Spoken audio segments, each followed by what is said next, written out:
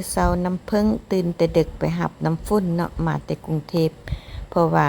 พาสปอร์ตเพิ่นหมดกำหนด2เดือนแล้วก็เบิดกำหนดก็มาต่อพาสปอร์ตเนาะเพิ่นทั้งเฮียนแดแล้วก็ทั้งเฮ็ดเวียกแดมาบ้านเพิ่นก็ซื้อเครื่องมาต้น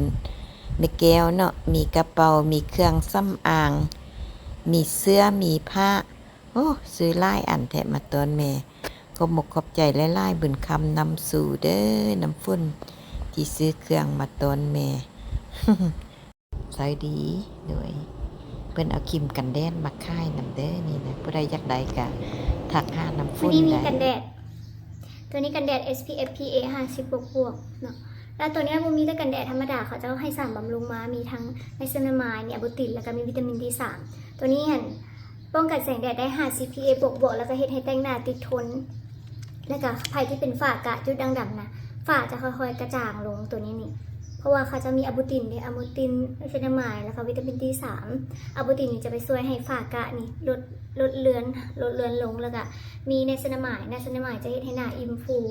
แล้วก็วิตามิน D3 เฮ็ดให้หน้าขาวกระจ่างใสเขาจะให้มาในหลอดเดียว50 เบิ่งกลับมันดิ ตัวนี้เลย แล้วอันน่ะอายุเท่าได้ใส่ใด เริ่มประมาณ15 ปีก็ใส่ได้แหละ 15 ปีใส่ใดแล้วเนาะ น่าจะใส่แบบนี้แล้วก็แต่งหน้าติดทนตัวนี้เฮ็ดให้แบบหน้าบ่ยืมระวังมือง่างามเลยเนาะ เพิ่นซื้อกระเป๋าต้นกบเนาะของไทยมาตอนแม่แก้วเบิ่งทางในมันก็คักอยู่ได้ไซส์คือสีงามอยู่แก้วก็มักอยู่ได้นี่นะ พายลองเบิ่งด้วยนี่แต่ว่ามันยักแข้งเนาะงามขอบใจน้ำฝุ่นหลายๆเด้อ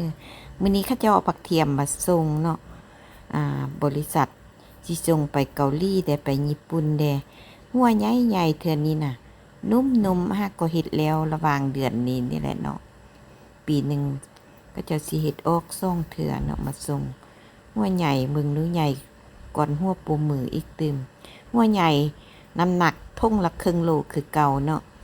แต่ว่ามันได้น้อยหัวคันหัวน้อยมันสิได้หลายหัวเนาะอันนี้หัวใหญ่มันก็เลยว่าได้น้อยหัวแต่หัวนุ่มๆกินแซ่บหวานกินแล้วก็บ่อยากหยุดปอกกินแล้วก็ปอกอีก ไม่แก้วหมักได้นี่นะโอ้มื้อนี้สั่งเครื่องใน TikTok เนาะไปเอาอยู่ยนต์ปากสีเวียงจันทน์ไม่แก้วก็เลยว่าสั่งนำข้าวเจ้าอยู่ใน TikTok ข้าวเจ้าค่ายเป็นป่าน้ำคลองหมดเนาะมีปลาเค็มไข่มีปลาจาวมีปลาส้มไข่ส้มตอนเนาะแล้วก็มีปลาแห้งปลากดแล้วก็มีปลาแห้งปลาผอนเนาะแล้วก็มีปลาแห้งปลาโดอีกตึมมีแก้วสั่งโอ้เบิดล้านปลายพุ่นนี่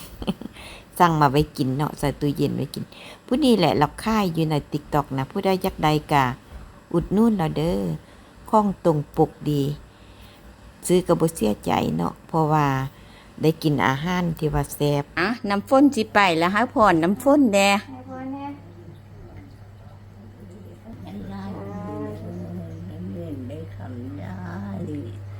ปักเห็ดปักย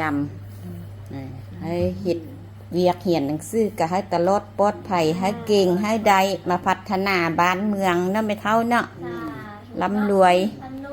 แล้วก็หาเงินให้มั่นไปเห็ดเวียกเหตุการณ์อยู่ไทยก็ได้ให้มีผู้หักผู้แพงบุญคำนำสู่คุณพระคุณเจ้าคุ้มครองปกปักหักษา